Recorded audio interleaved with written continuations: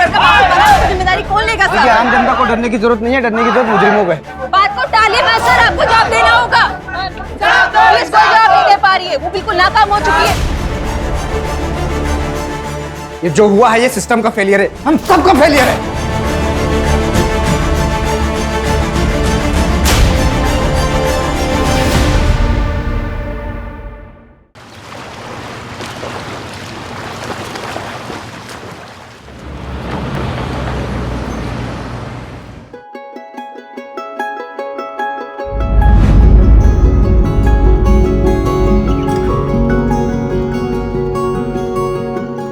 Sister, इनके blood test की report आ गई?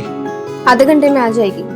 अब जैसे ही आएगी मुझे दिखाइएगा। हाँ अरुण, घबराने की कोई जरूरत नहीं है, बाजी जल्दी ठीक हो जाएंगी। हाँ sister, continue with same doses. Yes. देखा माँ जी, डॉक्टर ने बोल दिया है ना, अब आप बहुत जल्दी डिस्चार्ज हो जाएंगे। उठ जाइए, आपके सूप का टाइम हो गया है। आराम से पीछे टेक लगाइए। ये लीजिए आपका सूप।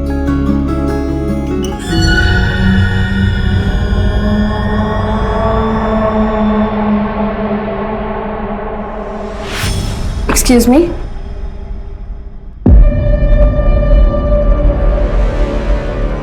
सुनना, शादी हो गई तेरी? मैंने मेडिसिन निकाल दी हैं, आप खिला दीजिएगा। एक्सक्यूज। ना कोई अंगूठी, ना कोई मंगलसूत्र, इसका मतलब कि मेरा इंतजार कर रही थी क्या? Excuse please.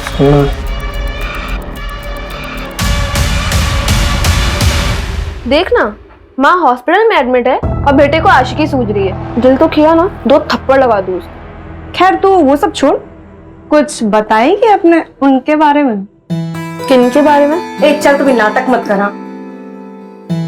ऋषभ आर्मी के एग्जाम्स की तैयारी कर रहा है। अच्छा, इसीलिए तुझे आर्मी नर्स का एग्जाम देना था? ताकि दोनों लोग फौज में। अच्छा छोड़िए सब, 3 नंबर बेड के पेशेंट को दवाई देने का टाइम हो रहा है। अच्छा, तूने ऋषभ को बताया अपने पास्ट के बारे में? नहीं। बताने वाली है? पता नहीं।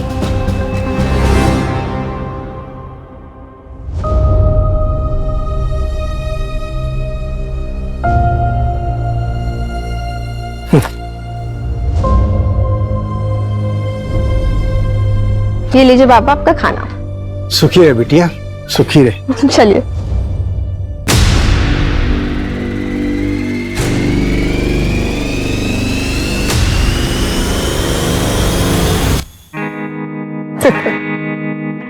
तुम्हारे पापा ने दहेज मांगा है। मैंने पहले ही कहा था कि अगर दहेज की बात होगी तो मैं शादी नहीं करूंगी। अरे नहीं नहीं, ऐसा कुछ भी नहीं है। मैंने पापा को सब कुछ समझा लिया है। मुझे दहेज वगैरह कुछ नहीं चाहिए, मुझे सिर्फ तुम चाहिए हो।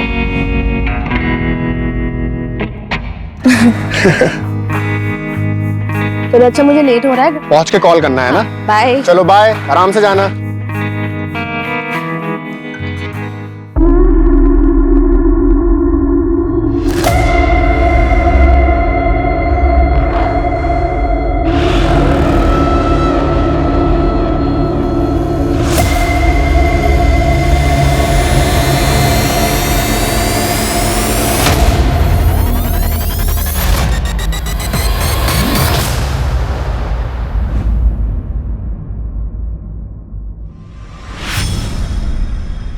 अरे मैंने बहुत, क्या हुआ? हुआ कुछ नहीं, पर हो सकता है, वो भी बहुत बुरा। आप ऐसे क्यों बोल रहे हैं, क्या बात है?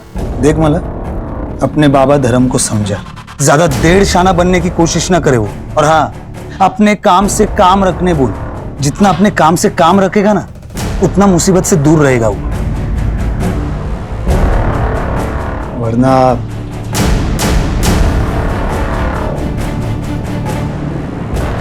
होने को कौन टाल सकता है?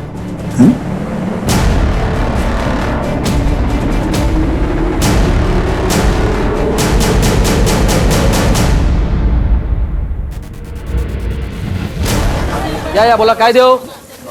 या इकडे या। ए भाऊ, भाऊ इकडे या। अरे मेरे पास ताजी मछली है, बघा कोलंबी एकदम ताजी सस्ते में देगा। ए भाऊ, भाऊ सस्ते में देगा इधर। ए धरम, काय येडा झाला का? इथे काय लाडू विकतोय का आम्ही? कसा दिला कोलंबीचा वाटा? 300 रुपये वाटा। भाऊ तुम्ही इकडे या. मी 250 रुपये देतो, या. चल 200 द्या. ए धरम काय करतो तू हा ए चल रे. धंद्याची वाट लगा रहा है हा, धरम तू अच्छा नहीं कर रहा है पहले ही बोलता हूँ ले भाऊ. चला बाबा ये क्या भिंडी की भाजी बनाई है ठीक है. अच्छा बाबा मुझे आज ना थोड़ा लेट होगा आने में. ए ज्यादा लेट मत करना. हाँ? ठीक है चलती हूँ. हाँ सुन सुन सुन सुन रुक. ये पैसे ले और किराने वाले को दे देना. बाबा मैंने दे दिए उसके पैसे. उस दिन सैलरी मिली थी ना तब दे दिए थे. अरे वाह. चल बाय. Bye bye. अरे वाह माला थोड़े टाइम पहले तो एकदम बच्ची लग रही थी हाँ अब अचानक बड़ी हो गई हो वो भी बहुत कड़क और ताजा. ए धरम तेरे मच्छी के माफिक एकदम कड़क हाँ तेरी तो भूषण. रुक. तू क्या समझता है? अरे डरता कौन है रे तेरे से? क्या बोला तू मेरी बेटी को? अरे तू हट. आजा. हाँ बता मेरे को. हाँ बता. अरे बता दो. अरे नहीं नहीं तू क्या करेगा? क्या करेगा? क्या करेगा? क्या बताएगा तू? अरे क्या समझता तेरी तो बहुत हो गया तेरा. ए चल हट.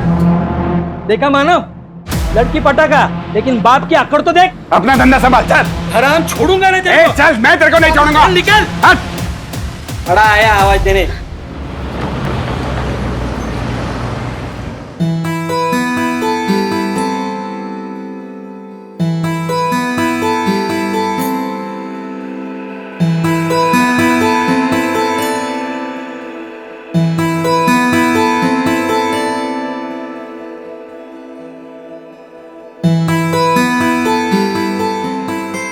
अरे माला वो क्या है ना कि माँ ठीक हो गई है तो मंदिर गया था प्रसाद चढ़ाने के लिए तो हेलो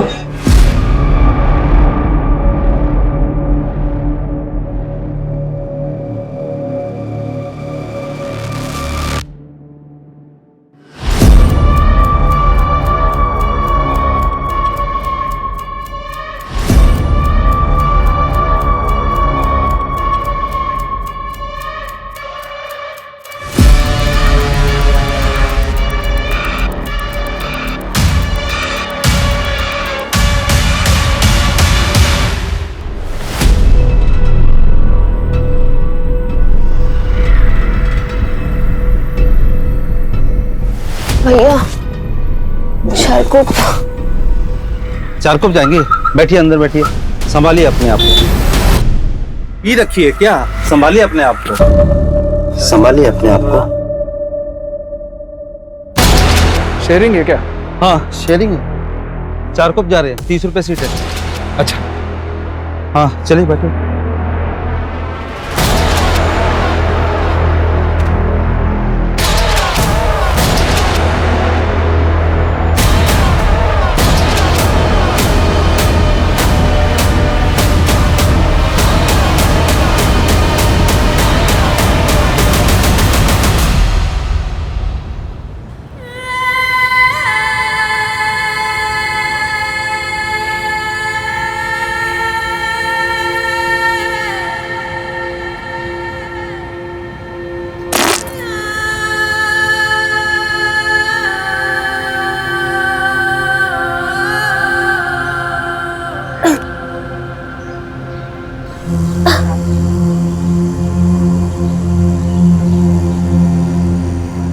बाबा ये कौन सी जगह है. खारोड़ी.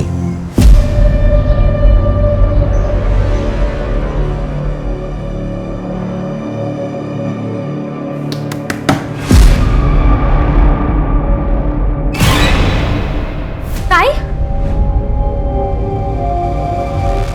बाबा बाबा ताई आली. मला मला कुठे कुठे होतीस तू?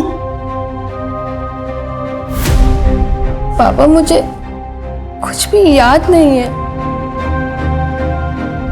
मैंने ऑटो लिया था उसके बाद मुझे कुछ भी याद ही नहीं है कि मैं थी कहाँ कर पूरी रात. रात भर ताई तुम 3 दिन से नहीं आई है. तेरा मोबाइल भी बंद था 3 दिन से। माला, ये तेरे कपड़ों को क्या हुआ बेटा? ये चोट कैसे लगी?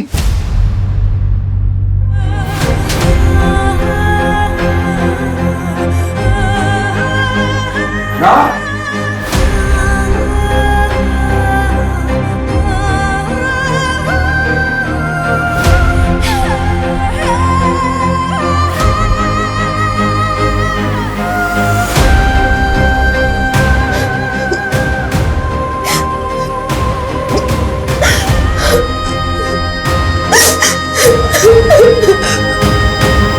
ताई, ताई, ताई क्या हुआ? दरवाजा खोलो। ताई, ये सब क्या हुआ? मुझे लगता है कि मेरा रेप हुआ है। क्या?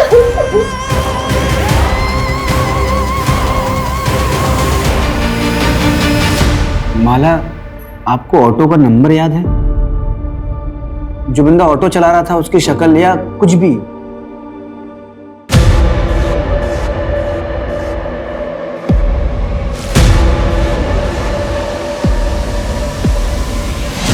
ओके, ईगल का स्टिकर था। हाँ। माला, 3 दिनों तक तुम कहाँ थी? तुम्हें कुछ भी याद नहीं है? सर, मुझे सिर्फ इतना याद है कि एक आदमी था और इसके सिवा मुझे कुछ भी याद नहीं आ रहा है। आराम कर माला। माला, नर्सिंग होम से आप कितने बजे निकली थी? कुछ 11-11:15 के आसपास, और मुझे कुछ याद नहीं है। मुझे कुछ भी याद नहीं आ रहा है। माला, रिलैक्स रिलैक्स। पानी पियो। आपकी बेटी 3 दिनों तक घर नहीं आई, आपने पुलिस कंप्लेंट क्यों नहीं की? समझ ही नहीं आ रहा था। आज भी नहीं आती तो मैं आता आपके पास। आपको पहले दिन ही आना चाहिए था ना। अच्छा माला, क्या ये 3 दिनों में रोज तुम्हारे साथ ये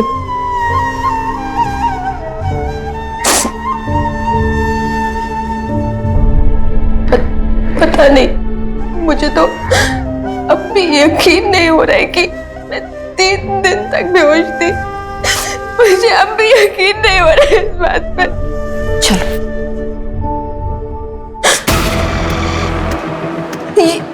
ये किचन था। गोल सा फुटबॉल जैसा था, ब्लू कलर का, ऐसे ही था। मतलब ऐसा किचन था, फुटबॉल वाला?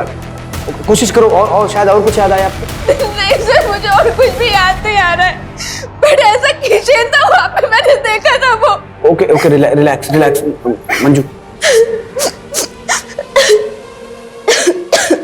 सूरज, सबसे पहले माला के नर्सिंग होम में पूछताछ करो और उस ऑटो वाले का पता करो जिसमें माला ने ट्रैवल किया था। Right sir. और 10 किलोमीटर के रेडियस में हर उस जगह का पता करो जो एकांत में हो, कोई बंद पड़ा हुआ घर, कोई फैक्ट्री, कोई भी जगह। माला को आखिर 3 दिनों तक कहीं तो रखा होगा। Right sir.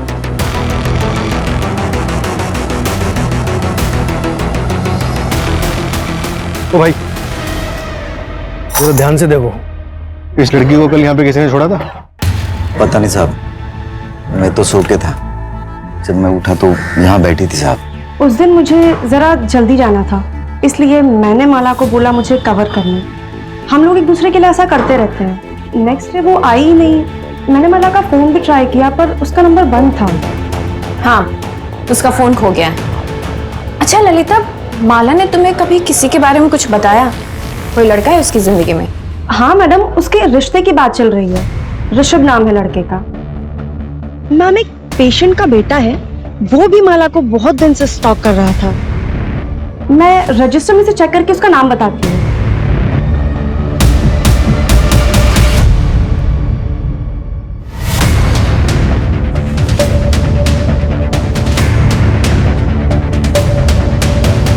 सर, उस ऑटो ड्राइवर का पता चल गया जिसने माला बोहर को ड्रॉप किया। उसने एक इंपॉर्टेंट बात बताई। क्या? माला, चलो घर आ गए। उतरो, उठो, आ जाओ, आ जाओ। माला को उसने नाम से बुलाया, मतलब जान पहचान का भी हो सकता है। एक किचन है हमारे पास और एज ग्रुप पता है 30-35 साल। एक काम करो, माला के जितने भी जान पहचान के लोग हैं सबका कच्चा चिट्ठा निकालो। और ये माला का फैमिली बैकग्राउंड को कुछ पता चला? सर ये धर्म भोरी की फैमिली 1 साल पहले रत्नागिरी से यहाँ मुंबई शिफ्ट हुई थी। उसका बैकग्राउंड चेक करवा रहे हैं। सर, माला की मेडिकल रिपोर्ट आ गई है, उसका सेक्सुअल असॉल्ट कंफर्म हुआ है और सर वो भी रेगुलरली 3 दिनों तक। सर उसे ड्रग दिया गया था और जो ड्रग उसकी बॉडी में मिला है ना, उसका असर 4 से 5 घंटे बाद शुरू होता है। ड्रग का असर 4 से 5 घंटे बाद शुरू होता है, तो हो सकता है ड्रग उसको क्लिनिक में दिया गया हो। एक काम करो, उसके क्लिनिक में सबको फिर से चेक करो। और सर उसके नाखून में जो स्किन के टिश्यूज मिले हैं ना, वो कम से कम 2 लोगों के हैं। मतलब गैंगरेप हुआ है?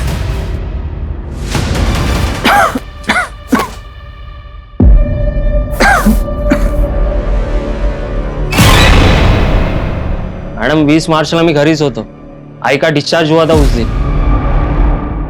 माँ जी 20 मार्च की रात ये तरुण कहाँ पर था? आप लेटे रहिए, बस इतना बताइए कि उस रात ये घर पर ही था? हाँ, ये घर पर ही था। इसने मुझे खाना खिलाया, फिर दवाई पिलाई और फिर थोड़ी देर ये मेरे पैर दबाता रहा और मैं टीवी देखते देखते सो गई। और कितने बजे सोई होंगी आप? 9:30 के बाद। सीरियल तभी खत्म होता है और तभी मैं सोई। 9:30 बजे सोई थी ये। इसके बाद तू घर पर था या नहीं, ये तो इन्हें पता ही नहीं होगा। ओ मैडम मी घरीच होतो। अगर पता चला ना कि तू झूठ बोल रहा है तो फिर देख तेरा क्या हाल करते हैं। सर, एक इंफॉर्मेशन और मिली है। जब धर्म रत्नागिरी से मुंबई आया था ना, तो उसके पास बिल्कुल भी पैसे नहीं थे। तब उसके चचेरे भाई सुधीर भोई ने उसकी फाइनेंशियली मदद की थी। यहाँ तक कि सर उसने धर्म को घर खरीदने के लिए 12 लाख रुपए उधार पर दिए थे। लेकिन सर अभी पिछले कुछ दिनों से वो अपने पैसे बार बार मांग रहा है। देख धर्म, तेरी बेटी के साथ जो भी हुआ उसे लेकर लोग तरह तरह की बातें बना रहे हैं। अब ये रिश्ता नहीं हो सकता।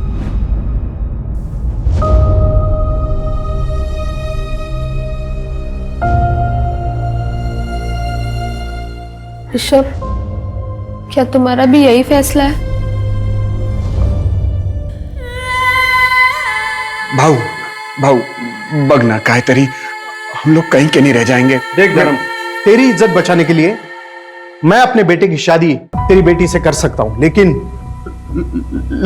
क्या भाऊ? लेकिन क्या? इससे नहीं, तेरी छोटी बेटी कोमल से। सोच कर जवाब देना। चल बेटा। भाऊ आई का ना भाऊ। ये लोग कौन थे? उनके बेटे से माला की शादी होने वाली थी, रिश्ता तोड़ने आए थे।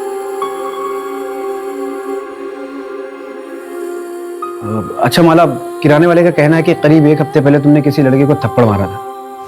कौन था वो? ये स्केच दुकान वाले ने बनवाया है, हमने इसे सर्कुलेट करवा दिया है। नहीं हम लोग इसे नहीं जानते। हाँ सर, मैं नहीं जानती ये कौन है और मेरा कभी किसी से कोई झगड़ा नहीं हुआ।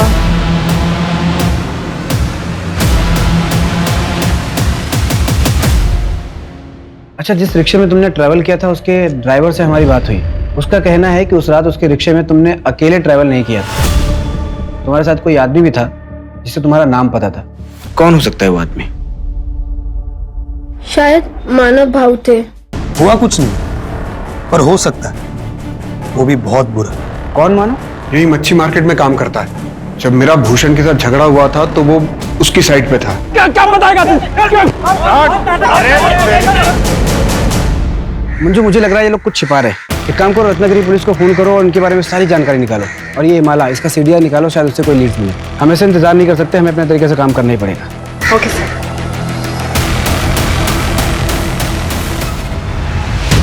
मुझसे भूषण कुठे आहे?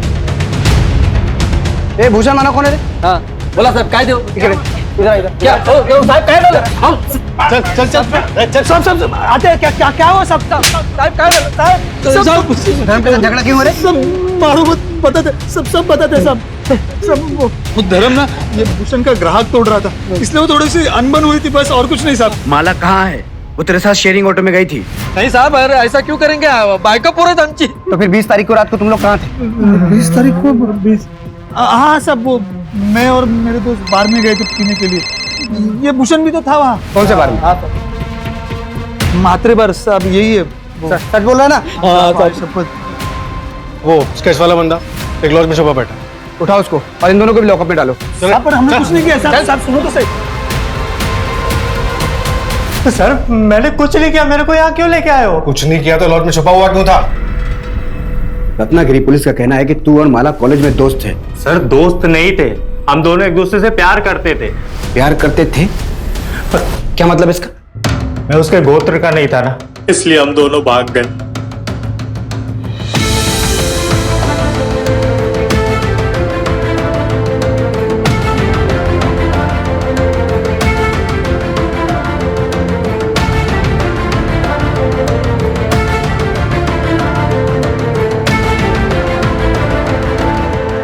पर सर हमें पता नहीं था कि हमारी खुशियां बस कुछ ही दिनों के लिए थी।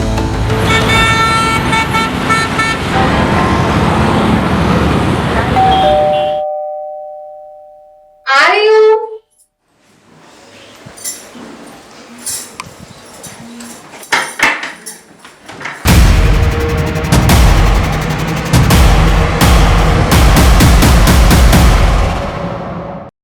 माला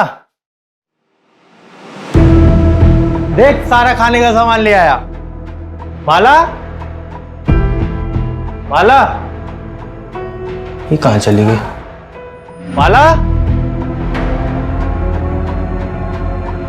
माला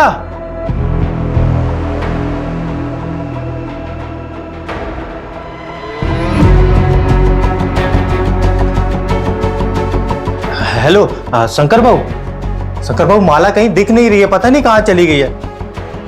भाऊ कहीं उसको कुछ हो तो नहीं गया? भाऊ मेरे को कुछ समझ में नहीं आ रहा है। मैं आ रहा हूँ, रत्नागिरी आ रहा हूँ। तुम यहाँ पर मत आना, सब बहुत गुस्से में है। माला के बारे में कुछ भी पता चलता है ना, मैं तेरे को बताता हूँ भाऊ। सर मेरे भाई शंकर ने पता किया कि माला मुंबई में है। यहाँ पहुंचा तो पता चला कि उसकी दोबारा शादी की तैयारी चल रही है।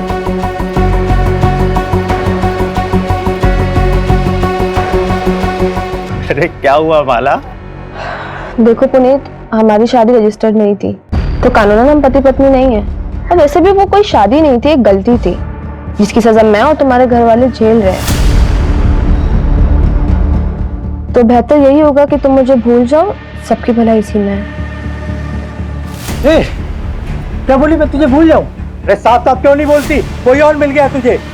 कोई ज्यादा पैसे वाला है क्या? तो इसलिए जब तू माला को किसी और के साथ देखा तो बौखला गया, उसका किडनैप किया, उसका रेप किया। एक बार नहीं, लगातार 3 दिनों तक बार बार तू उसका रेप करता रहा। मैं माला का रेप कर ही नहीं सकता सर, सब बकवास है। गुस्से में आदमी कुछ भी कर सकता है सर, चाहे गुस्से में हो चाहे प्यार में हो, मैं माला का रेप नहीं कर सकता। क्योंकि मैं क्योंकि क्या? क्योंकि क्या? बोल। क्योंकि मैं ना मर दूं। सर हो सकता है पुनीत ने फ्रस्ट्रेशन में किसी से करवाया हो सकता है। जब इंसान का खुद पे काबू ना हो तो प्यार और उसका जुनून इंसान को किसी भी हद तक ले जाए।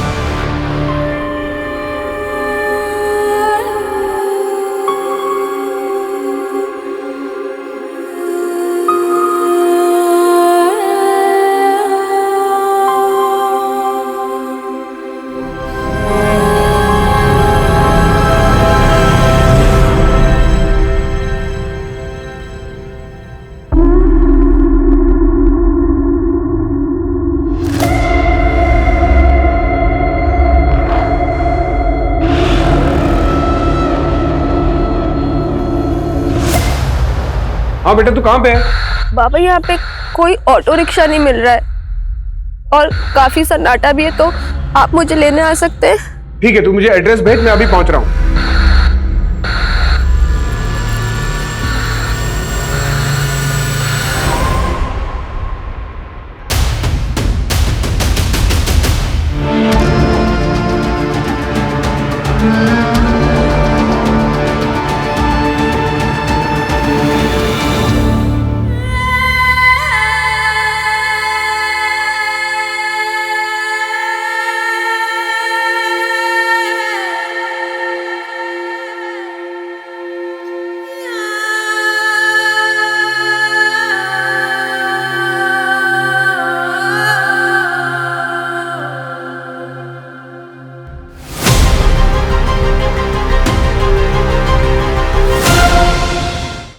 Was very brutal sir.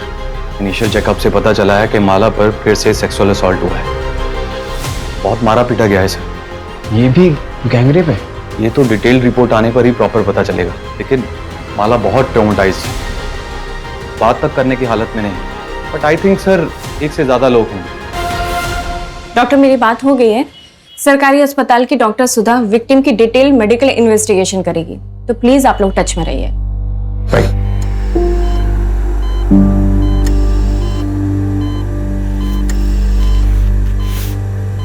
Mala, I am sorry तुम्हारे साथ फिर से। सर ये मेहनत थे। माला, तुमने किसी की शक्ल देखी? तुम किसी को पहचान सकती हो? उन्होंने मुझे बहुत मारा था। मुझे एक लेटर दिया था उन्होंने, उस पर लिखा था तेरा घमंड दोबारा तोड़ा है। मुझे लग रहा है कि वापस से मेरे साथ यही होगा। सर बचा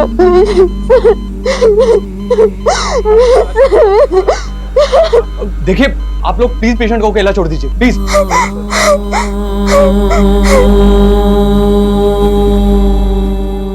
अगर आप लोगों ने अपना काम ठीक से समय पे किया होता ना, तो मेरी बेटी के साथ दोबारा ऐसा नहीं होता।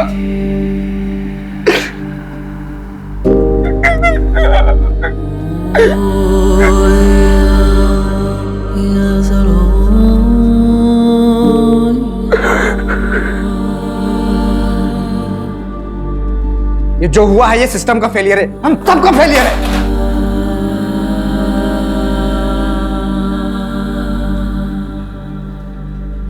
हमारे होते हुए विक्टिम पे दूसरा अटैक, सेम होना, ये हमारा फेलियर है। सूरज, खबरी नेटवर्क एक्टिवेट करो, धर्म के पूरे परिवार का प्रोटेक्शन प्रोवाइड करो। सर धर्म के चचेरे भाई सुधीर से भी बात करो, हो सकता है इनके अतीत में ऐसा कुछ हो जो हमसे छूट रहा हो। ठीक है। अच्छा, आपने अपने भाई धर्म को कुछ पैसे उधार दिए थे क्या? अब घर वाले ही एक दूसरे के काम आते हैं सर। मुझे पैसों की कुछ जरूरत थी तो पिछले कुछ दिनों में मैंने 2-1 बारी उनसे पैसे मांगे भी थे। पूर्णिमा मुझे आवाज दे देती ना।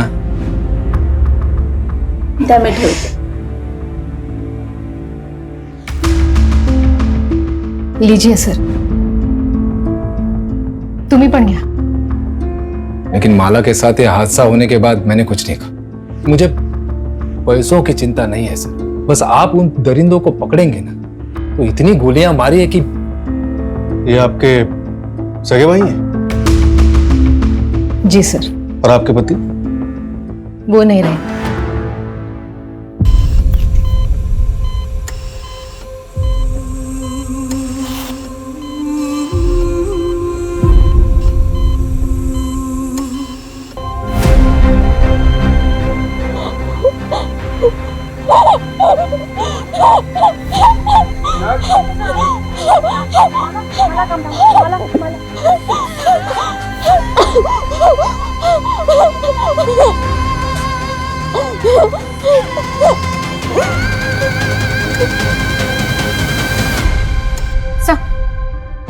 भूषण और मानव को छोड़ दे क्या? आई मीन सेकंड क्राइम के टाइम वो दोनों जेल में थे। नहीं मंजू, जब तक माला का कल्प्रिट पकड़ा नहीं जाता तब तक कोई भी सस्पेक्ट कस्टडी से बाहर नहीं जाना चाहिए। सर, धर्म के पिता मंतोष बोहर के बारे में एक बात पता चली। कौन सी बात?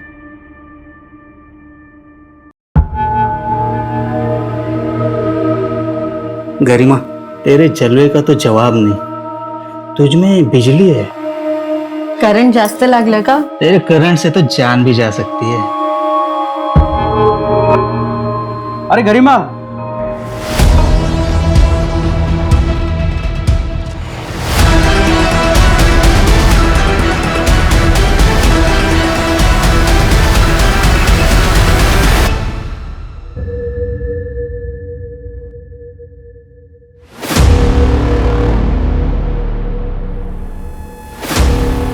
नरेश भाव, दूध के पैसे।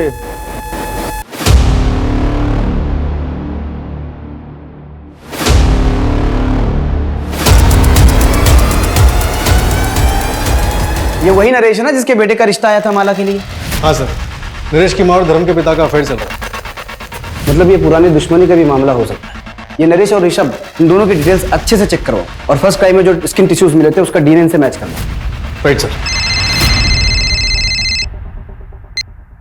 हाँ मंजू। ओके सर, कल माला को डिस्चार्ज कर रहे हैं। उसको पुलिस प्रोटेक्शन दो। Right sir.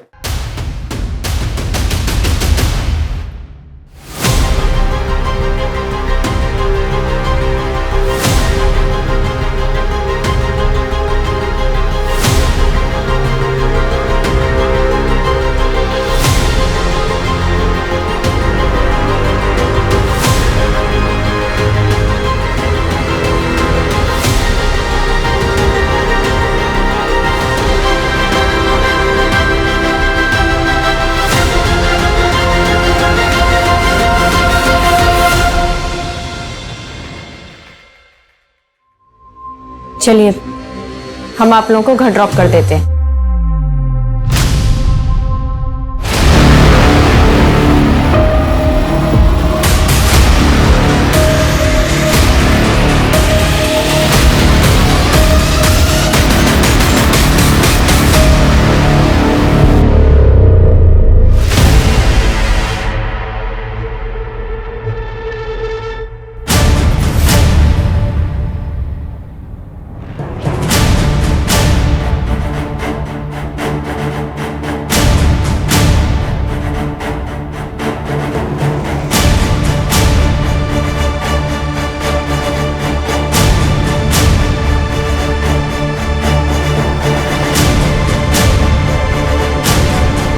अपनी बेटी पे तरस खाओ, क्योंकि हमें कोई तरस नहीं आएगा।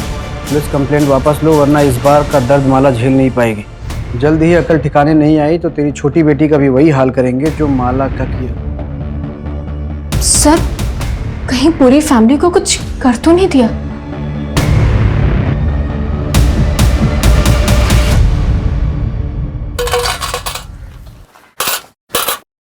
इसको पहचानते हो? हाँ, ये तो माला है। अच्छा, इसके घर में किसी अनजान आदमी को आते जाते देखा आपने? एक लाल रंग का शैतान आया था। कौन आया था? शैतान मतलब एक काला रंग का रुमाल अपने दाहिने पॉकेट में रख लो, कातिल भी पकड़ा जाएगा और तुम भी कमिश्नर बन जाओगे। जय हिंद।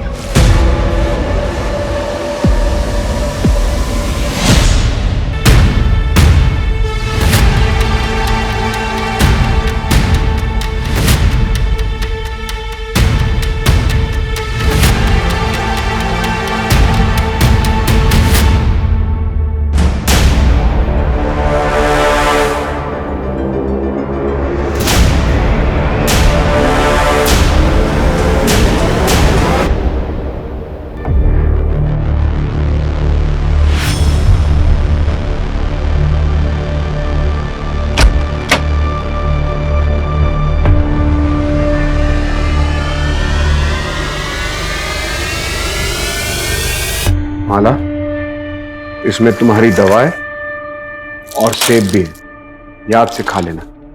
चल कोमल, आज तेरा एडमिशन करवाना है।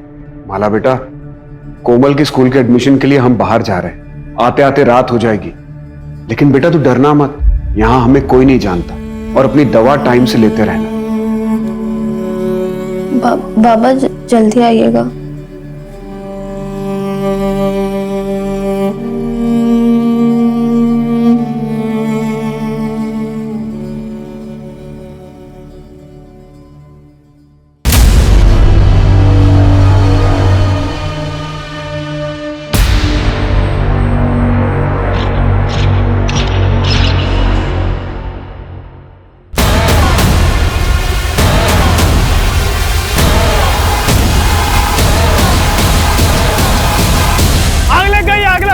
कोई पानी ला रहे, पानी पानी पानी, आग लग गई, आग लग गई। माला, माला, माला, अरे मुझे अंदर जाने दो, मेरी बेटी अंदर है, मुझे मुझे अंदर जाने दो। माला, माला, माला। क्या? हाँ सर, पूरे महाराष्ट्र में हमने माला और उसकी फैमिली की तस्वीर सर्कुलेट करवाई थी। नासिक से खबर आई है लड़की को जिंदा जला दिया गया है सर।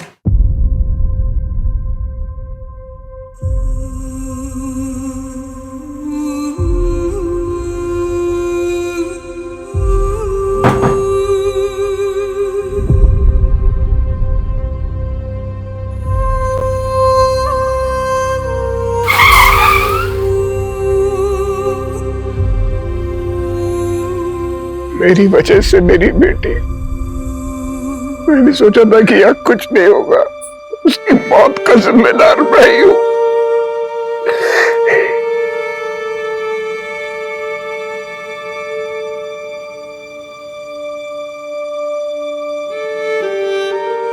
सर, मुझे लग रहा है कि वापस से मेरे साथ यही होगा। ये क्रिमिनल्स नए नहीं हैं, ये वही लोग हैं जो अब तक हमारे हाथ नहीं आए। मुंबई से नासिक आने वाले जितने भी ट्रांसपोर्ट के जरिए सबको अच्छे से चेक करो। ये लोग किसी भी कीमत पे बचने नहीं चाहिए। Right sir.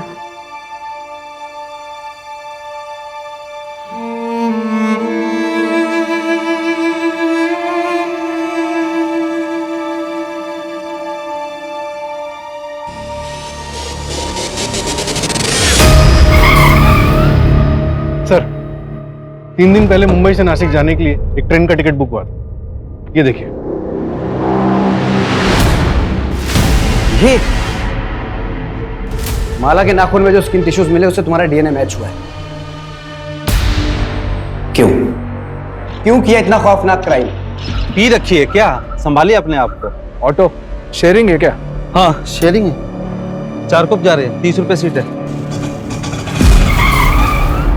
ये आ जाओ।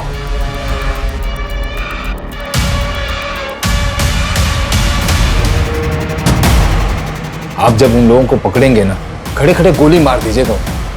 तुम्हारे साथी का भी डीएनए मैच हुआ। दादा की बच्ची है वो, उनकी दवाइयाँ सब कुछ वही तो ख्याल रखती है। पिताजी सरपंच का इलेक्शन लड़ना चाहते थे, लेकिन उन्हें मार डाला गया। मुझे और मेरी माँ को गांव से भागकर यहाँ आना पड़ा। और तो और कंस्ट्रक्शन साइट के ओनर ने भी माँ को बहुत परेशान किया। पता है क्यों? सिर्फ इसलिए कि उन सबके पास हमसे ज्यादा पावर थी। सारा खेल पावर का है सर। जिसके पास पावर है वो सरताज है। मतलब तूने सब पावर के लिए किया? माला ही क्यों? 21 साल की लड़की के साथ 3 दिन तक संभोग करना होगा, फिर उसके 21 दिन बाद उस लड़की के साथ फिर संभोग करना होगा, लेकिन एक ही बार। और उसके 21 दिन के बाद उस लड़की को मारना होगा। अग्नि परीक्षा तो करवानी पड़ेगी। फिर उसके 3 महीने बाद कारपोरेटर का टिकट मिल जाएगा। पर नहीं मिला तो? भरोसा नहीं तो मत कर। चाय के कप में चम्मच रख के पिया करो, बेटा होगा, किस्मत बदल जाएगी। फिर मैंने लॉटरी का टिकट खरीदा और आपको पता है 8,000 रुपए और एक टीवी जीती मैं। तब मैं समझ पाई ये बहुत बड़ा ज्ञानी है। इसीलिए हमने सोचा कि करते हैं। फिर क्लिनिक में जाके उसके टिफिन में नशे की दवा मिलाई। और इस अंधविश्वास में आके तुम दोनों ने अपनी ही भतीजी के साथ इतना घिनौना जुर्म किया। कोई और 21 साल की लड़की ढूंढने की बहुत कोशिश की, लेकिन मिली नहीं। वो लेटर भी तुम दोनों ने रखा था ना? हाँ, वो धर्म को यहाँ से डरा कर हटाना चाहते, क्योंकि यहाँ आप लोग सर पर बैठे थे। और अगर आखिरी समाधान नहीं करता तो मैं कॉर्पोरेटर कैसे बनूं? अब जेल में जाके कॉर्पोरेटर बनना, लाइफ टाइम के लिए। तो टेंशन नको क्यों, वो पीला रुमाल है ना,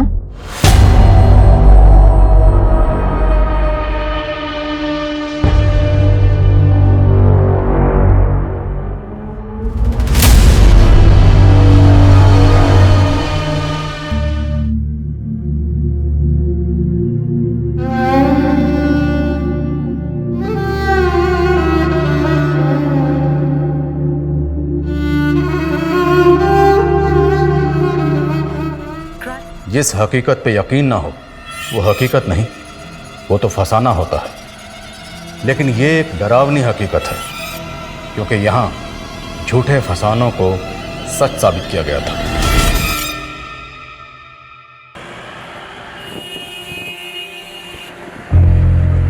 उनकी उम्मीदें तोड़ना बहुत पेनफुल होता है, जो हमें अपनी आखिरी उम्मीद मान लेते हैं। लेकिन कई बार हम टूटी उम्मीदों को जोड़ने के लिए एक फसाना बुन लेते हैं। हमें लगता है कि झूठ के पीछे भलाई छुपी हो तो बोलने में क्या हर्ज है। कहाँ खो गई दीदी? हम बुरे हैं क्या सुमित? काहे अपने आप को डिमोरलाइज कर रही हो? Richa Mishra is the best. सिर्फ तुम्हारी नजरों में। दुनिया ने अब तक आपको जाना कहाँ है? देखना, एक दिन आप डॉक्टर ही नहीं, बहुत अच्छी सिंगर भी बनिएगा।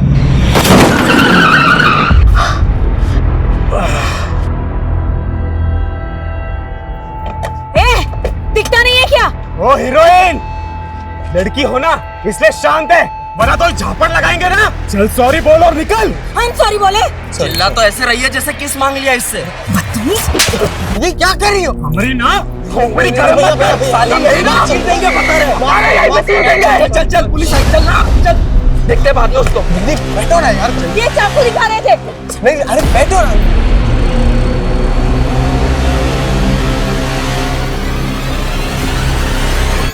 कहाँ उन मवालियों की मुंह लग रही थी? उन्होंने हमसे बदतमीजी की। अरे उनका तो काम ही वही है, जुआरे हैं वो लोग। पीछे कंपनी बाग में इतना बड़ा ग्रुप है उन लोगों का। ये तो हवलदार आ गया, वरना 2 मिनट में पूरा गैंग खड़ा कर देते। हम ना फ्रस्ट्रेट हो चुके हैं सुमित, कुछ सही नहीं हो रहा है हमारे साथ। शांत हो जाइए दीदी, सब ठीक हो जाएगा। पहले तो अपना हुलिया सुधारिए, घर पे सब वेट कर रहे हैं आपका।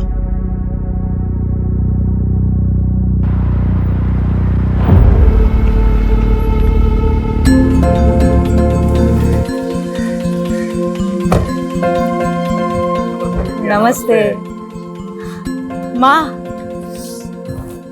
कैसे हैं आप? हम अच्छे, तुम कैसी हो? हम भी ठीक है। वेलकम होम बेटा, वेलकम। कैसे पापा? हम बहुत अच्छे हैं। ये क्या, आपने फिर से शर्ट के बटन ऊपर नीचे लगा लिए? अरे माँ बाप ही मिलते रहोगे या अपने बुआ को भी मिलने दोगे ऋचा से? नमस्ते बुआ। सिर्फ नमस्ते? चाइना से क्या लाई हो हमारे लिए? सॉरी बुआ, हमको तो लगा आपको चाइना का माल पसंद ही नहीं है।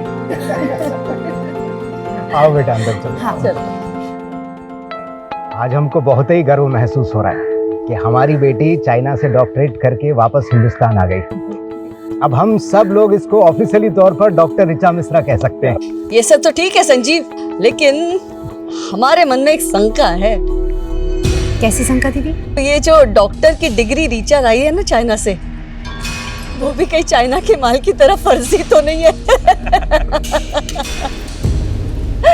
बुआ, आप तो 10वीं तक पढ़ी है, आपको डॉक्टर के स्पेलिंग के आगे तो कुछ आता भी नहीं होगा ना? ए बेटा, ऐसा नहीं बोलते, बड़ी है ना, बुआ है। बुआ है तो क्या हुआ, इनको भी तो सीखना चाहिए ना उस दोहे से। बड़ा हुआ तो क्या हुआ, जैसे पेड़ खजूर, पंथी को छाया नहीं, फल लागे अति दूर।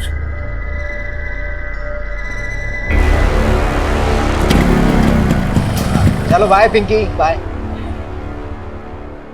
अरे काहे अब तक मुंह लटकाए बैठी है? हाँ, अरे हम बुआ भतीजे में तो ऐसे चलते रहता है। संजीव तुम टेंशन मत लो, हम जानते हैं ना, बिल्कुल अपनी माँ पे गई है। क्यों डॉक्टर ऋचा? Good night.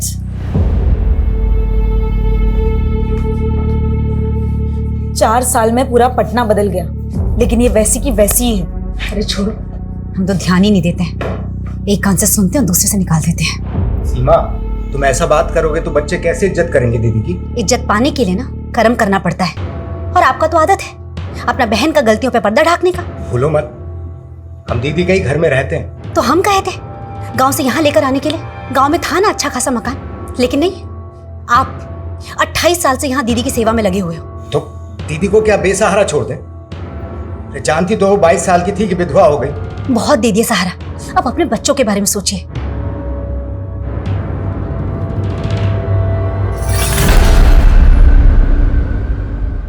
यार वही 28 साल पुरानी कहानी फिर से? ये बुआ जी को तो झेलना ही पड़ेगा, बस जो सोच के आया ना वो ठीक से हो जाए,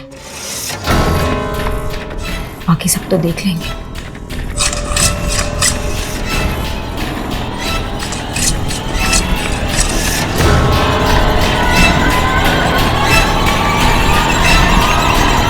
जब से ऋचा ने डॉक्टरेट पूरा किया है ना, हमारा तो मान ही बढ़ गया है। पता है सब लोग क्या कह रहे हैं कि एक मामूली नर्स ने अपनी बिटिया को डॉक्टर बना दिया। अरे वाह, बड़ा दुलार आ रहा है माँ बेटी में। हम आते हैं। हमको देख के ऐसे भाग गई जैसे नेवले को देख के सांप। हेलो, हाँ मैडम। अरे आपको बोले तो थे कि आपका वाईफाई राउटर खराब है, तो थोड़ा तो दिक्कत होगा ना। आप तो कल सुबह आ जाते हैं ना। ठीक है, आप चलिए, ठीक है। पापा वो एक कस्टमर के यहाँ जाना पड़ेगा।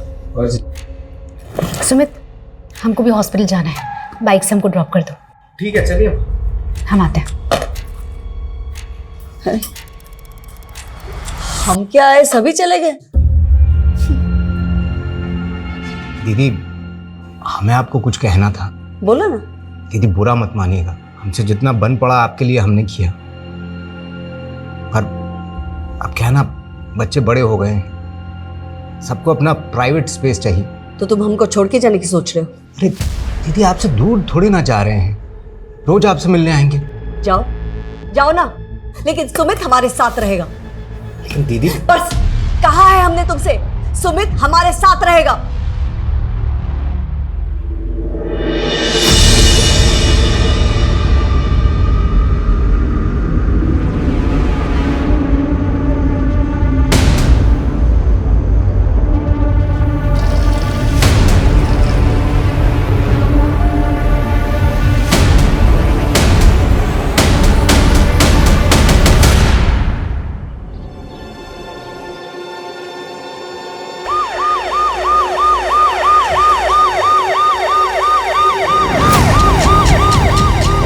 आइए सर।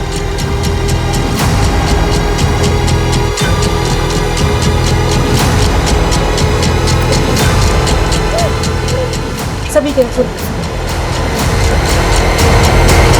सर, पैरों के निशान को देख के लगता है कि 2 से ज्यादा लोग होंगे। कोई गैंग तो नहीं? अगर कोई गैंग था तो घर में दाखिल किस मकसद से हुआ होगा? क्योंकि घर की हालत देख के लग नहीं रहा कि कोई लूटपाट हुई है। फुटमार्क्स घर के मेन डोर की तरफ जा रहे हैं, तो क्या वो मेन डोर से घर में दाखिल हुए? सर कुछ समझ में नहीं आ रहा, किसने हमारे भाई के परिवार के साथ ऐसा किया होगा। आप भी यहीं रहती हैं? जी सर, हम वो लास्ट वाले रूम में रहते हैं। हमारे भाई का परिवार बाकी के सारे रूम में रहता है। रात को आप कहाँ थे? सर अपने रूम में थी, सो गई थी सर। तो इतना कुछ हुआ, आपने कुछ देखा नहीं, कुछ सुना नहीं? सर आपने घर में चेक किया कोई कीमती सामान, ज्वेलरी या कैश मिसिंग हो? आपने फैमिली को आखिरी बार कब देखा? कल रात को सर, हमारी भाभी नाइट शिफ्ट के लिए जा रही थी हॉस्पिटल में, सुमित उन्हें छोड़ने गया था। लेकिन घर के अंदर तो 3 ही लाशें। आपका भतीजा सुमित कहाँ है? क्या वो नहीं था? हमें तो लगा उन्होंने सुमित को भी। आपने सुबह से सुमित को नहीं देखा? सर अपनों को मरा हुआ देखा जाता है क्या? हमारी सांसें ही भारी हो गई थी, हम तो बेहोश ही होने वाले थे, तो हमारे माली ने हमें संभाल लिया। आपने बताया कि आपकी भाभी सीमा और सुमित रात को ही निकल गए, तो फिर सीमा हॉस्पिटल से वापस कब आई? हमें नहीं पता। सीमा कौन से हॉस्पिटल में काम करती है? Saint John. आपका भतीजा सुमित करता क्या है, और कल रात को वो कहाँ गया था? सर वो वाईफाई का काम करता है, लोगों के घर में इंटरनेट कनेक्शन लगाता है। कल भी किसी क्लाइंट का कंप्लेंट कॉल आया था उसे, इसीलिए वो चला गया। फोन लगाइए जरा सुमित को। The number you are trying to call is currently switched off. Please try again later. Switch off आ रहा है।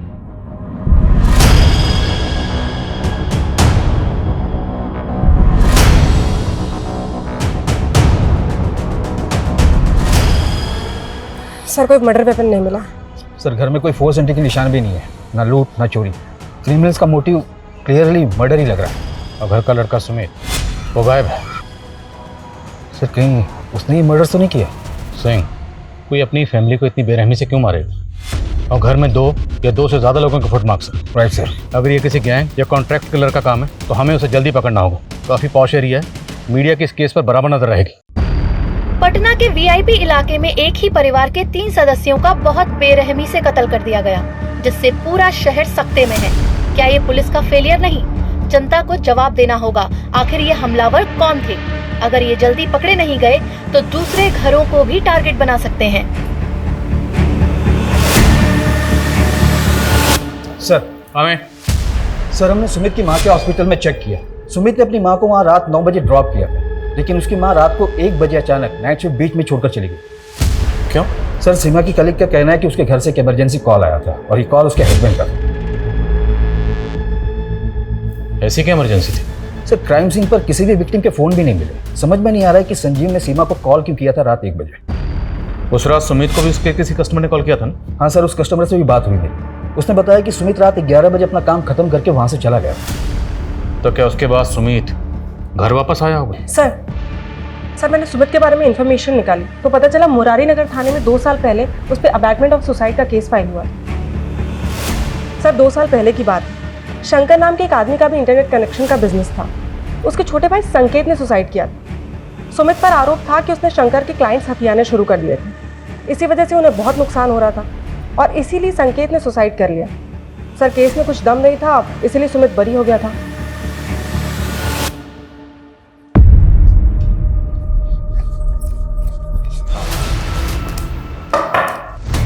जी शंकर। हाँ जी। सुमित मिश्रा के बारे में बात करनी है। उसके बारे में हमसे क्या पूछेंगे? तो मर्डर हुआ उसकी फैमिली का और सुमित गायब है। तेरी खुंदक थी ना उससे? खुंदक का ही नहीं होगी सर, उसकी वजह से हमारे छोटे भाई संकेत ने सुसाइड कर लिया। पर कोर्ट में तो कुछ साबित नहीं होता। कोर्ट ने तो सुमित को छोड़ दिया था और उसके बाद तुमने सुमित को जान से मारने की धमकी दी थी। साले घर में घुस के मारेंगे, जान से मार देंगे। सुमित को नहीं मार पाया तो उसकी फैमिली को खत्म कर दिया और सुमित को गायब कर दिया। क्या सबूत है आपके पास? चल थाने में दिखा दे। लेके आओ जरा से। अरे क्या गुंडई है, क्या बदतमीजी है?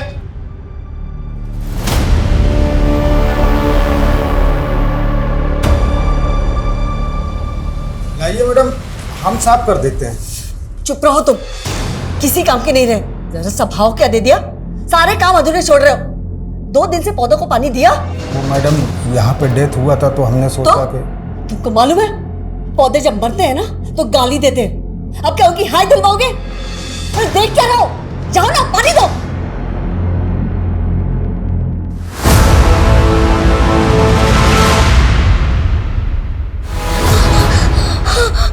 माई माई माई क्या हो गया छोरे? माई वो कोई ना है बटे।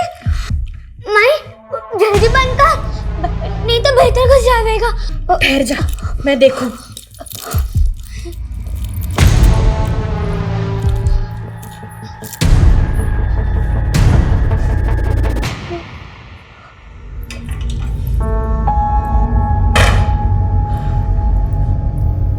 कुछ ना है छोरी, हरा भरा में है। माई बहुत बुरा है, वो मार डालेगा मारे को। कुछ ना होगा लाडू, चिंता मत कर। थारी माई है ना, कुछ ना होगा थारे को। ये संजीव मिश्रा प्रोफेसर था, 1 साल पहले रिटायर हुआ। उसकी बीवी 20 साल से वर्किंग वुमेन थी, तो दोनों मियाँ बीवी की मिला के अच्छी खासी इनकम होगी। फिर भी ये दोनों संजीव की बहन के घर पे रह रहे थे, जबकि पटना में खुद का घर है, लेकिन वो घर इन्होंने किराए पे दे रखा। आखिर ऐसा क्यों? सर, संजीव की बहन काफ़ी छोटी उम्र में विधवा हो गई थी और इनके आपसी रिश्तों में अभी तक कुछ बुरा सुनने को नहीं मिला है। शंकर की क्या अपडेट है? सर, इंक्वायरी चल रही है, लेकिन उसे सिर्फ शक के बिना पर और अंदर नहीं रख सकते। जाने दो उसे, लेकिन नजर रखो, हो सकता है उसी ने सुमित को जानबूझ के गायब किया हो ताकि हमारा शक सुमित पे बना रहे। जी सर। सर हमें बताया गया था कि रिचा मर्डर से 2 दिन पहले डॉक्टरेट करके चाइना से वापस आई, लेकिन सर उसका सीडीआर कुछ और कह रहा है। सर रिचा का फोन पिछले 6 महीने से पटना में ही एक्टिव था। मैंने इमिग्रेशन डिपार्टमेंट से कंफर्म किया, वो 6 महीने पहले ही पटना आ गई थी। यस सर, लेकिन वो 14 तारीख को अपने घर गई थी और 2 दिन बाद उसका उसकी फैमिली के साथ कत्ल हो गया। आखिर चक्कर क्या है? और अगर वो 6 महीने से पटना में थी तो पटना में कहाँ थी? सर मैंने पता किया है, वो किसी डॉक्टर गौतम कश्यप के क्लिनिक में प्रैक्टिस कर रही थी। तो मिलते हैं इस डॉक्टर कश्यप से और रिचा की फैमिली की एक डिटेल पता करो। शायद इस फैमिली का कोई ऐसा राज है जो अभी तक सामने नहीं आया। अच्छा, जा रहे हैं हम। हाँ, एक मिनट। आज फिर उल्टी सर पहन ली? अरे ध्यान ही नहीं रहा, अभी सीधे कर लेते हैं। सुमित, इस बार छुट्टियों के बाद चाइना जाने का मन नहीं कर रहा। क्या बात कर रही हो दीदी? अभी तो एक पूरा साल बचा है, फाइनल एग्जाम्स नहीं देनी आपको?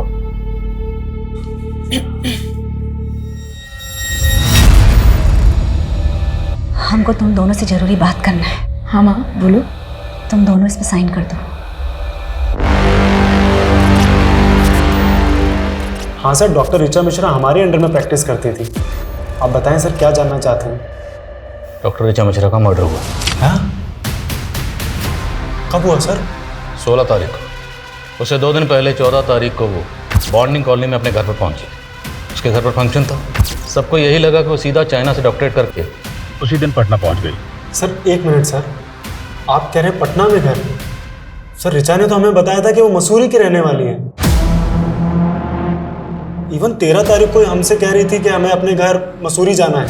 लेकिन सबको तो यही लग रहा था कि वो चाइना से डॉक्टरेट करके आई है। आपके यहाँ कब से प्रैक्टिस कर रही थी? सर यही कोई 6 मंथ से। उसने हमें भी कहा था कि हम चाइना से डॉक्टरेट पढ़ के आए हैं, और उसे अपॉइंट करने से पहले हमने उसकी डिग्री और डॉक्यूमेंट्स भी चेक किए थे। तो आपके पास उस डिग्री और डॉक्यूमेंट की कॉपी तो होगी? जी सर। डॉक्टर ऋचा मिश्रा की sir degree. Sir even joining के बाद उसने हमसे ये भी कहा था कि पटना में उसके पास रहने के लिए कोई जगह नहीं है, तो हमने यहीं क्लिनिक पे एक शेल्टर प्रोवाइड करवा दिया था। तो मतलब ऋचा ने झूठ बोला? हमें तो टैलेंटेड लगती थी सर, और आजकल तो स्टूडेंट सर यूक्रेन, चाइना और रशिया जैसी कंट्रीज में जाकर मेडिसिन डिग्रीज ले लेकर आ रहे हैं, तो हमें यही लगा था कि वो भी जेन्युइन होगी। तो आपने ऋचा को ना सिर्फ नौकरी पर रखा बल्कि रहने की जगह भी प्रोवाइड करवाई। तो अकेली लड़की देखकर सिर्फ मदद की या फिर मदद से ज़्यादा कोई मेहरबानी की? आप कैसी बातें कर रहे हो? हमारा सिर्फ प्रोफेशनल रिलेशन था और कुछ नहीं था। हमें तो खुद समझ नहीं आ रहा कि उसने हमसे झूठ क्यों बोला।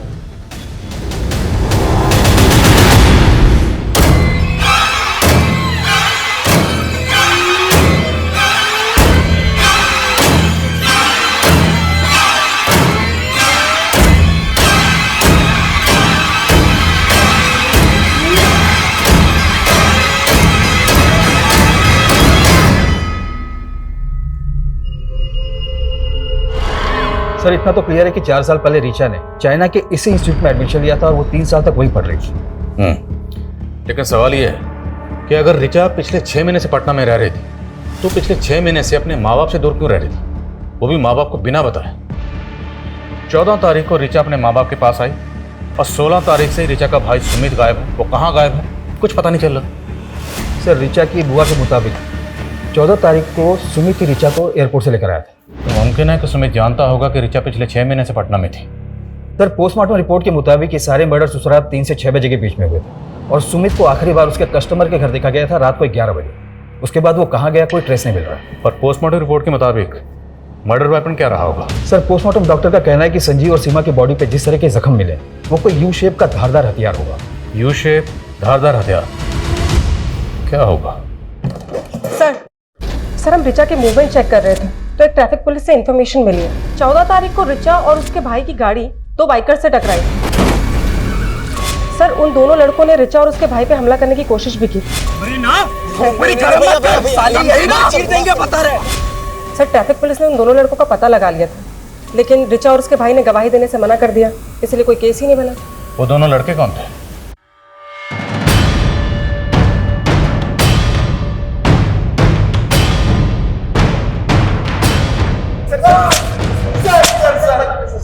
सर हमने किसी का मर्डर नहीं किया सर, हम तो बस वहाँ पे चोरी करने गए थे सर। चोरी करने गए थे? हाँ सर, वो भी उस लड़की के कहने पे। कौन लड़के? ऋचा, वो डॉक्टर।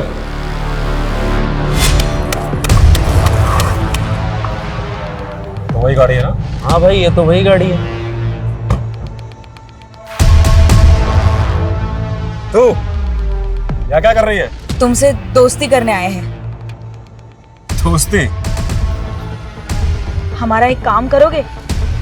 उस काम के लिए हम तुम्हें पैसे भी देंगे।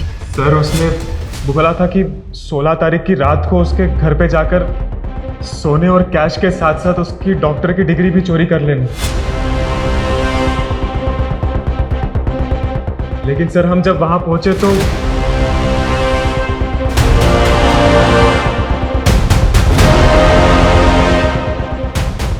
हम जैसे ही वहां पहुंचे वो पहले से ही मरे हुए थे।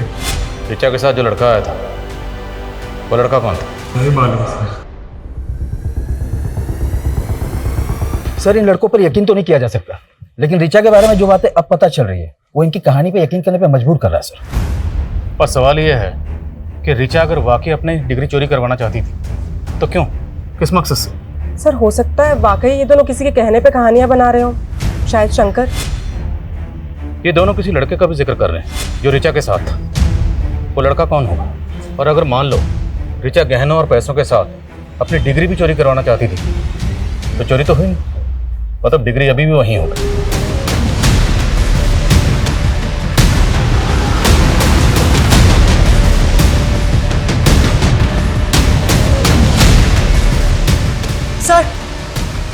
सर ये देखिए,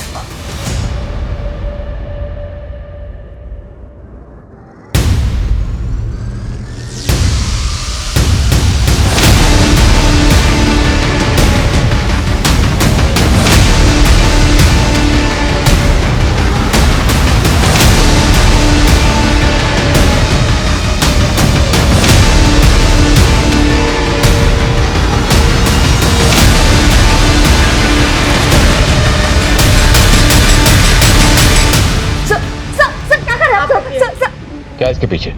कुछ भी तो नहीं है sir. Sir sir sir sir, sir ये पुराना आप पीछे। सर सर कुछ नहीं है इसके पीछे सर। चाबी कहाँ इसकी? नहीं पता हमें, कुछ नहीं है इसके पीछे sir. Sir sir please.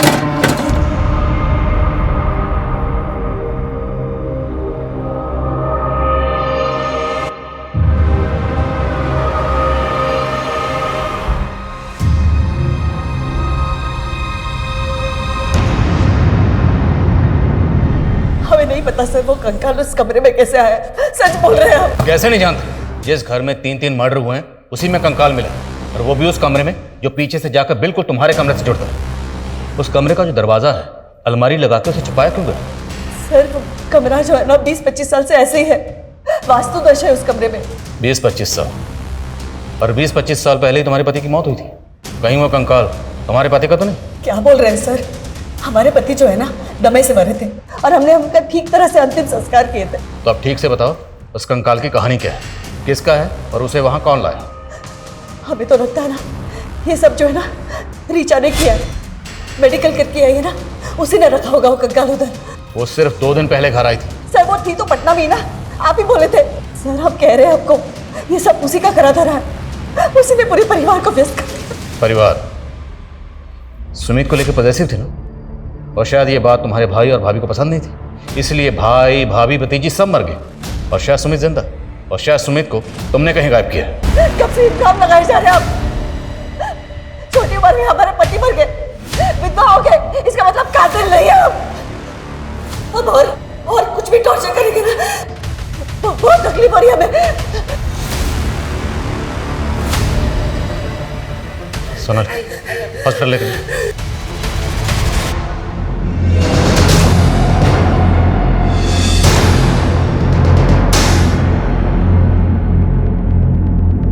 Sir एंटीफ्रॉड department ने ऋचा की डिग्री की ऑथेंटिसिटी चेक की, कंफर्म ये डिग्री फेक है। सवाल यह है कि ऋचा ने फेक डिग्री क्यों बनवाई, और जय और प्रदीप के मुताबिक ऋचा इस डिग्री को चोरी करवाना चाहती थी। क्यों?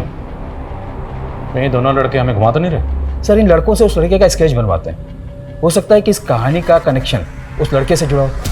ताज्जुब की बात यह है कि ऋचा जैसी साधारण लड़की ने एक इंटरनेशनल यूनिवर्सिटी की सिर्फ फेक डिग्री नहीं बनवाई, बल्कि इस डिग्री की बुनियाद पर वो डॉक्टर कश्यप के यहाँ प्रैक्टिस भी कर रही थी। जाहिर सी बात है ऋचा ने ये डिग्री किसी फेक डिग्री बनाने वाले गिरोह से बनवाई। तो सर आपको ये लग रहा है कि ये सारे मर्डर्स फेक डिग्री की वजह से हुए? इस गिरोह को ढूंढना हमारी रिस्पॉन्सिबिलिटी, क्योंकि इस गिरोह ने सिर्फ एक फेक डिग्री तो नहीं बनाई होगी, और भी डिग्रीज बनाई होगी, और उन डिग्रीज को लेके बाकी लड़के लड़कियां अलग अलग जगह पे डॉक्टर बन के प्रैक्टिस कर रहे होंगे। ये लोगों की जान के साथ बहुत बड़ा खेल हो रहा है। हम इस एंगल में काम करते हैं। समय सर जिस अलमारी में हमें डिग्री मिली थी उसमें ये एफिडेविट मिला है सर, और नीचे सुमित और ऋचा का साइन भी है सर। तुम दोनों इस पे साइन कर दो। इस एफिडेविट के मुताबिक सुमित और ऋचा कभी बच्चा पैदा नहीं करे। एक तरफ अंजलि अपने भतीजे सुमित को ही अपनी प्रॉपर्टी का वारिस समझती थी, और दूसरी तरफ दोनों भाई बहन से ऐसा एफिडेविट साइन करवाया गया। आखिर इस फैमिली के पास इतनी क्या दौलत थी जिसके नॉमिनी ये दोनों भाई बहन थे? ये मिश्रा फैमिली क्या थी कुछ समझ में नहीं आ रहा। माँ, अभी तक तो हमारी मैरिड लाइफ शुरू भी नहीं हुई है और अभी से आप हमें बच्चे पैदा करने के लिए ना बोल रही हो। हम पागल नहीं हैं, लेकिन तुम्हारे पापा का जनरेशन में ना दिमागी प्रॉब्लम है। तुम्हें पता है तुम्हारे चाचा जी एबनॉर्मल थे, सुसाइड किए थे। तुम्हारे दादाजी बुढ़ापे में तुम्हारे पापा जी जैसे हो गए थे। और हम अपने हॉस्पिटल में सीनियर डॉक्टर से इसके बारे में बात की। उन्होंने बताया कि जेनेटिक डिजीज है, तो तुम लोग को अपना परिवार बनाने से पहले पता होना चाहिए कहाँ प्रिकॉशन लेना है और कहाँ नहीं।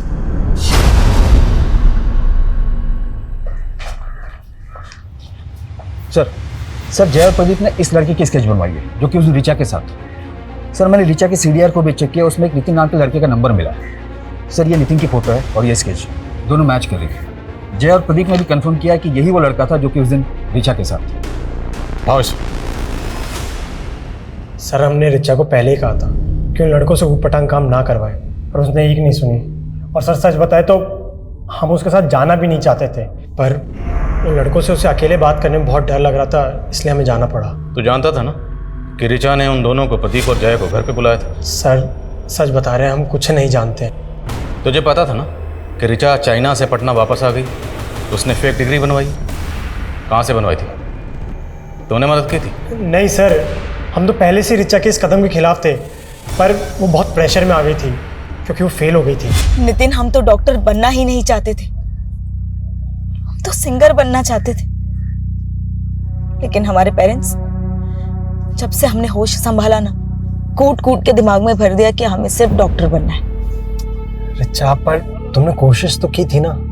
अब तुम फेल हो गई तो कोई बात नहीं, एक बार फिर से ट्राई करो। 45 लाख का खर्चा किया है उन्होंने हमें चाइना भेजने के लिए।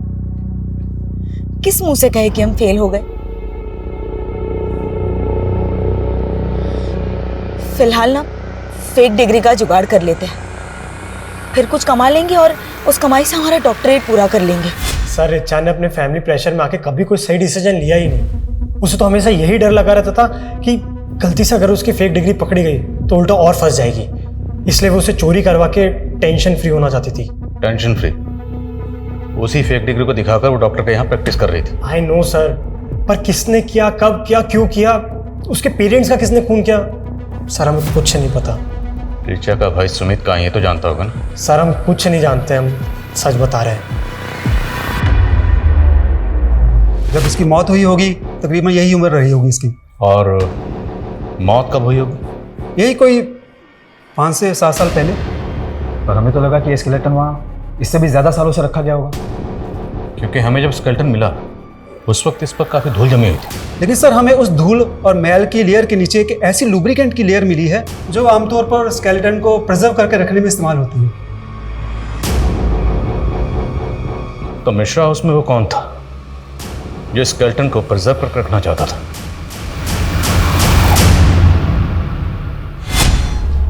रिपोर्ट यहाँ रख रहे हैं। आगे आप लोग, क्या कहा डॉक्टर ने? लड़का है ना? दीदी सीमा चेक करवाने से मना कर दिए। लड़का होगा या लड़की है तो पैदा होने के बाद ही पता चलेगा। लेकिन हम बोले ना तुमसे, हमको अपना बेटा चाहिए। गर्भ हमारा है और हक आप जता रही हैं। हम विधवा नहीं होते ना तो तुमसे तुम्हारा बच्चा कभी नहीं मांगते। तो कर लीजिए ना दूसरा शादी, किसने रोका है? नहीं कर सकते ना, बात है। सर भले ही स्केलेटन को प्रिजर्व करके रखा जा रहा था, लेकिन किसी आम आदमी के लिए स्केलेटन का इंतजाम करना इतना आसान काम नहीं है। मैंने ऐसे केसेस के बारे में सुना है जहां पर कब्रिस्तान से स्केलेटन गायब करके उनकी खरीद फरोख्त की जाती है। सेन, आजकल इस तरह की खरीद फरोख्त डार्क वेब के जरिए भी होती है। डार्क वेब एक ऐसी काली दुनिया है जहाँ पर इलीगल हथियारों से लेकर हर तरह की इलीगल और बैन चीज़ों की खरीद फरोख्त होती है। सर इसमें तो साइबर सेल की एक्सपर्टीज है और ये सोर्सेज को ढूंढने में तो काफ़ी वक्त लग जाएगा। चांस तो लेना पड़ेगा। इस केस को सॉल्व करने के लिए हमें इस केस की जड़ तक जाना होगा। इस केस से जुड़े हर शख्स के डिजिटल फुटप्रिंट चेक करो, शायद कोई क्लू मिले। सर हमें सर हमने मिश्रा फैमिली की पिछले 4 साल की जीपीएस हिस्ट्री चेक की है सर। उसमें सुमित और उसकी माँ सीमा की 2 साल की जीपीएस हिस्ट्री चेक करने वाली है सर। सर करीब 2 साल पहले सुमित और सीमा राजस्थान के धुमनी गांव गए थे सर। कई सालों पहले इस गांव को हॉन्टेड माना जाता था। रूमर्स थे कि इस गांव में भूत प्रेत है। तो ये दोनों माँ बेटा उस गांव में क्या करने गए थे? इनका उस गांव से कोई कनेक्शन? नहीं सर, ये दोनों तो बिहार से ही बिलोंग करते हैं। तो हमें पता करना होगा कि सुमित और उसकी माँ उस गांव में क्या करने गए थे।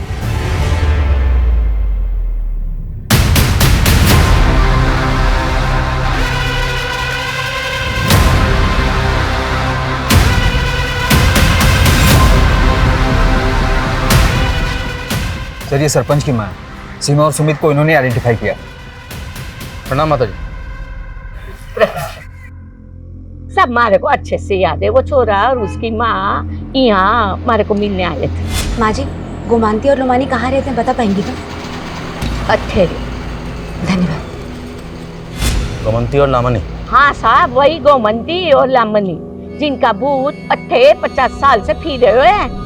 बड़ी अच्छी बेटा थी बेचारी माँ बेटी वैद्य जो कह लो, लेकिन गांव वालों को लगता था कि गोमंती काला जादू करती थी और फिर गांव में कुछ लोगों ने उनको मार दिया और उनकी आत्मा भटक गई। सर 50 साल पुरानी माँ बेटी की मर्डर की कहानी जो कि काला जादू करते थे। भला सुमित और उसकी माँ इस कहानी को इतने डिटेल में जानने के लिए इंटरेस्टेड क्यों होंगे?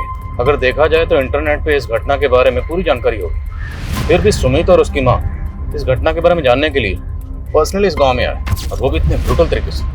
सर इस क्राइम का ना ही कोई मोटिव समझ में आ रहा है और ना ही ये कि ये किया किसने। आई थिंक वो शायद इसलिए क्योंकि अभी तक हम इस केस को रेगुलर तरीके से इन्वेस्टिगेट करते आ रहे हैं। क्यों ना हम इस केस को देखने का नजरिया बदलें। नजरिया बदलेंगे तो तहकीकात बदलेगी और तब शायद कोई क्लू हाथ लगे।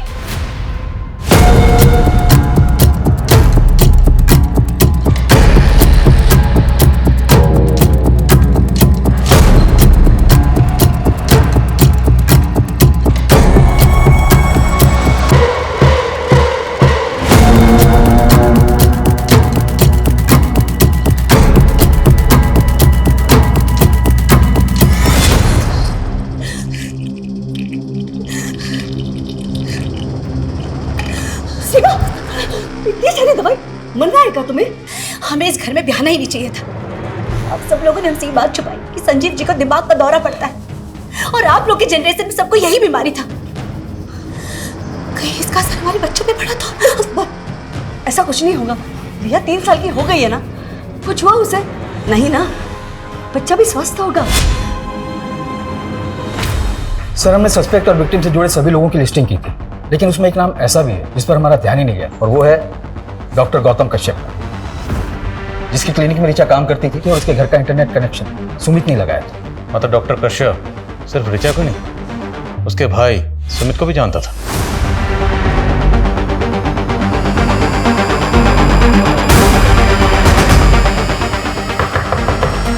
डॉक्टर कश्यप, डॉक्टर कश्यप,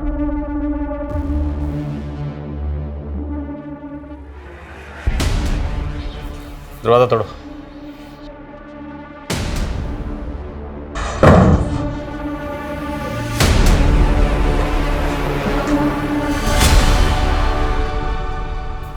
क्या बात कर रहे हो डॉक्टर गौतम? पिछले जन्म में हम लड़की थे। हाँ, हम तुम्हारी माँ थे, एक औरत, और वैद्य का काम करते थे, और इस जन्म में हम डॉक्टर हैं। आपका है ना वो karmicsoulmate.com पे पुनर्जन्म के किस्से पढ़ पढ़ के दिमाग खराब हो गया। अभी तुम नादान हो ना, यकीन नहीं करोगे। हम पिछले जन्म में वैद्य ही नहीं, ब्लैक मैजिक की प्रैक्टिस भी किया करते थे, और इस जन्म में भी कर रहे हैं। और इसी ब्लैक मैजिक की मदद से हमें यह पता चल गया है कि हम दोनों पिछले जन्म में माँ बेटी थी। तुमने सुमित को फालतू कहानियां सुना के सुमित को हासिल करने के लिए तूने उसकी पूरी फैमिली खत्म कर दी। सिर्फ हमने ही नहीं, हमारी बेटी ने भी हमारा साथ दिया। जिन 3 लोगों ने 50 साल पहले हमें मारा था, हमने उन्हें मारकर अपना बदला पूरा किया है। गोमांती यानी हम और लामानी यानी तुम। ठीक 50 साल पहले 11 मई को हम दोनों मरे थे, और जिस दिन हम मरे थे उस दिन पूर्वा फाल्गुनी नक्षत्र था, और जिस दिन हम पैदा हुए उस दिन भी पूर्वा फाल्गुनी नक्षत्र ही था। और कमाल की बात यह है कि जिस दिन तुम पैदा हुए उस दिन भी पूर्वा फाल्गुनी नक्षत्र ही था। तो इस जन्म में तुम्हारे माँ बाप और बहन है।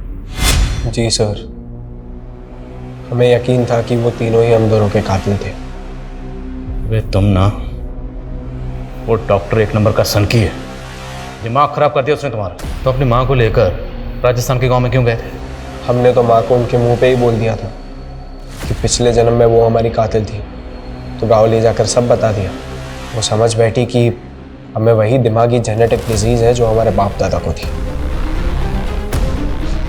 पर हमें तो बदला लेना था। पर तभी ऋचा चाइना में थी, तो जैसे ही वो फेल हुई हमने उसे एक फेक डिग्री का प्रॉमिस कर यहाँ इंडिया बुला लिया, क्योंकि हमें तीनों को साथ में ही मारना था। ऋचा को इंडिया बुलाकर डॉक्टर कश्यप के यहाँ प्रैक्टिस पर लगा दी, ताकि वो साला डॉक्टर तुमसे 6 महीने अपने ऊट पटांग रिचुअल करवाता रहे। स्केलेटन भी डॉक्टर ने ही खरीदा था डार्क वेब पे जाकर। उन्होंने कहा था कि वो रिचुअल्स ही हमारा सुरक्षा कवच होगा, ताकि हम पकड़े ना जाए। जब ऋचा ने हमें बताया कि उसने उन दोनों गुंडों को घर पे उसका वो फेक सर्टिफिकेट चोरी करने बुलाया, तभी डॉक्टर ने बोला कि यही मौका है, मर्डर हम करेंगे लेकिन पकड़े हो जाएंगे। तो अपनी माँ को अपने पापा के फ़ोन से कॉल करके हॉस्पिटल से घर तुमने बुलाया था।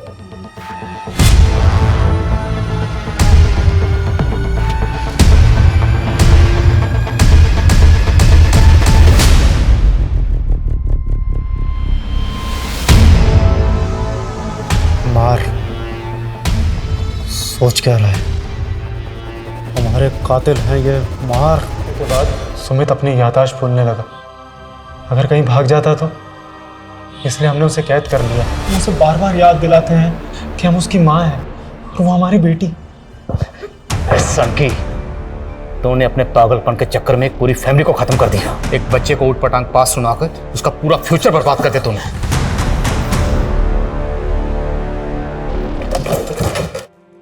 सर, इस डॉक्टर ने तो बड़ी लंबी प्लानिंग कर रखी है। सर, आप किस तरह की प्लानिंग? उसने कहा कि कोर्ट में उसे लॉयर नहीं चाहिए, वो अपना केस खुद ही लड़ेगा, जिसके लिए उसने डॉक्यूमेंट भी तैयार कर रखे हैं। सर, अब वो कोर्ट में 50 साल पुरानी गोमंती और लमानी मर्डर केस को फिर से ओपन करके ये साबित करना चाहता है कि 50 साल पहले सीमा, संजीव और रीचा ने उनके पिछले जन्म में इसकी हत्या की थी। सर, ये पक्का सनकी है। और वैसे भी 50 साल पहले गोमंती और लमानी का मर्डर किसने किया था, ये तो कभी पता ही नहीं चला। लेकिन ये डॉक्टर वो केस पक्का ओपन करेगा। मैंने एक से एक सनकी और सिरफिरे लोगों को देखा, पर ये डॉक्टर कश्यप सबसे ऊपर है। ये दुनिया ऐसे ऐसे अजीब और खतरनाक लोगों से भरी पड़ी है, इन्हें समझने और पहचानने में लोग अक्सर धोखा खा जाते हैं और सुमित और उसके परिवार की तरह का शिकार बन जाते हैं। लोगों को ऐसे सनकी और सरफिरे लोगों से सतर्क और सुरक्षित रहने की जरूरत है।